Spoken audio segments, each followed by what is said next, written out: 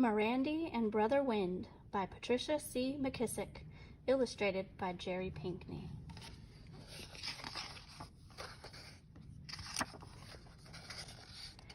Swish, swish.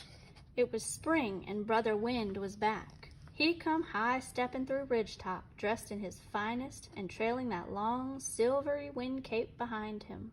Swoosh, swoosh, swoosh. Sure wish Brother Wind could be my partner at the junior cakewalk tomorrow night, said Mirandy, her face pressed against the cool cabin window. Then I'd be sure to win. Ma dear smiled. There's an old saying that whoever catch the wind can make him do their bidding. I'm going to, say Mirandy, and she danced around the room, dipping, swinging, turning, wheeling. This is my first cakewalk, and I'm going to dance with the wind. When the sky turned morning pink, Mirandy set out to capture Brother Wind. Grandmama Beasley was out back feeding her chickens when Mirandy come up asking all excited, "Do you know how to catch Brother Wind? I want to make him be my partner at the cakewalk tonight." Grandmama Beasley studied on the notion. "Can nobody put shackles on Brother Wind, child? He be special. He be free." Mirandy asked all her neighbors the same question, but nobody seemed to have an answer. "I'm gonna get him yet," she say, turning round and round in the yard. "Get who?" She didn't even have to look around to know it was that clumsy boy, Ezel. Mirandy didn't answer but walked toward the road. Ezel come too, walking backward to face her. He was sure to trip any minute, and he did. "Why you been asking everybody how to catch the wind?" "My dear told me whoever catch the wind can make him do their bidding. I want him to be my partner at the cakewalk tonight."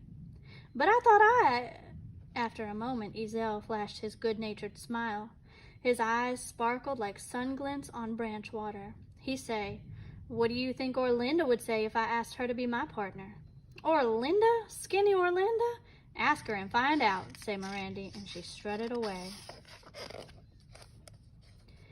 At the corner store, Mr. Jessup told Mirandy that a great aunt of his from Ipsala, Mississippi, said to put black pepper in Brother Wind's footprints.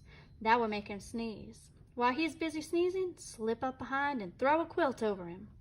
Mirandy rushed home and got the black pepper mill and one of my dear's quilts. Wasn't long before Brother Wind came strolling through the meadow, his wind cape hovering gentle-like over the grasses. Sneaking up behind him, Mirandy commenced to grinding pepper. Then she threw the quilt, but whoosh, Brother Wind was gone. Mirandy was still sneezing when she told Ezel what happened. "I could have told you the wind don't leave footprints," he say as he milked the family cow. He was sure to spill some, and he did. Mirandy sneezed again. "Did you ask Orlinda about being your partner?" she say, changing the subject.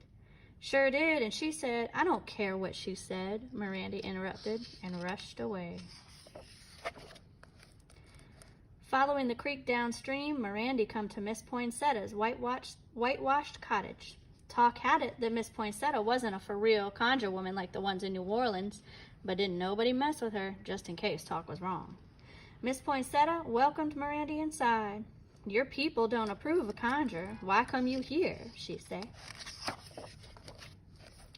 Mirandy figured if Miss Poinsettia was up on her conjure, she ought to know why. But not wanting to pay her sassy, she answered, "I need a potion to help me catch Brother Wind so he'll be my partner at the cakewalk." The woman shook her head. Then she switched over to a cupboard, her jewelry jingling and jangling and the colorful scarves sewn to her dress fluttering about. In a quick minute she returned with an old book. Mirandy put the words in her head as Miss Poinsettia read them. "I'm ever grateful," said Mirandy, "but all I have as payment are my Christmas and birthday nickels. Consider me well paid if you wear these when you dance tonight, and I'll guarantee you'll be the prettiest girl there." And Miss Poinsettia gave Mirandy 2 of her see-through scarves. Mirandy hurried home. Like the conjure spell said, she found a crock bottle, washed it in water from the rain barrel, and poured in a measure of cider.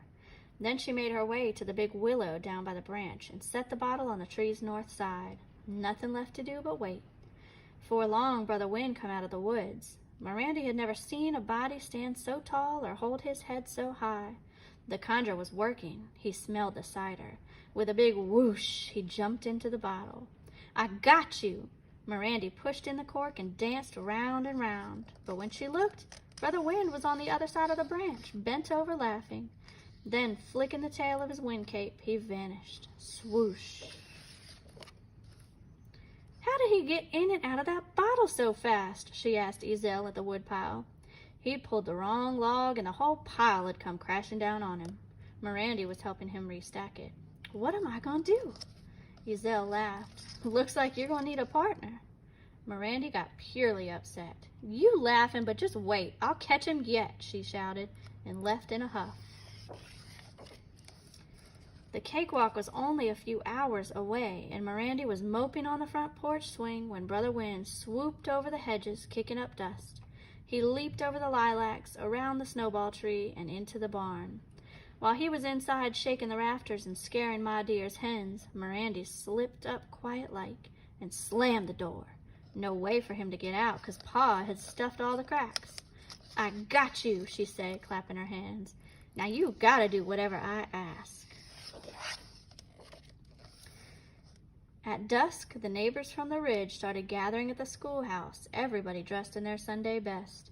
The fiddlers stood in one corner, and Grandmama Beasley and the other elder folks sat in the judges' seats. Elder Thomas brought in 2 big triple-decker cakes, one for the junior cakewalk winners and the other one for the grown-up winners. Somebody drew a big square in the middle of the floor, and the cakewalk jubilee began. First thing, Orlinda comes siding up to Mirandy asking, "Who gonna be your partner?" Mirandy tried not to act excited. "He's real special." Then she added, "I wish you and Ezel luck. Y'all gonna need it." "Me and Ezel? Girl, don't be silly. He asked, but I wouldn't dance with that old clumsy boy for nothing," she said, fanning herself. "Why, he can't even now walk and breathe at the same time. I didn't want him tripping over my feet in front of the whole county." And the girls laughed. Mirandy put her hands on her hips and moved right in close to Orlinda. "You just hush making fun of Ezel, you hear?" she said quiet-like. "He's my friend, and it just so happens we're going to win that cake." And she tossed her head in the air and hurried away. Outside, Mirandy wondered why she'd said such a tomfool thing. She'd caught Brother Wind. Ezel couldn't be her partner. But an idea came. "Brother Wind," she called, "you still in there?" The barn door rattled and almost shook off its hinges. "I'm ready with my wish." She whispered it, then hurried to find Ezel. Weeks passed, and still the ridge folk talked about how Mirandy and Ezel had won the junior cakewalk. That night they pranced round and round, cutting corners with style and grace. Swish, swish! And when the music had changed to a fast gait, they'd arched their backs, kicked up their heels, and reeled from side to side. Swoosh, swoosh! Folks still talk about how Mirandy was a picture of pretty, dressed in yellow and with 2 colorful scarves tied round each wrist. And everybody agreed Ezel had never stood taller or held his head higher. When Grandmama Beasley had seen Mirandy and Ezel turning and spinning, moving like shadows in the flickering candlelight, she'd thrown back her head and laughed and said, "Them chillin' is dancing with the wind." The end.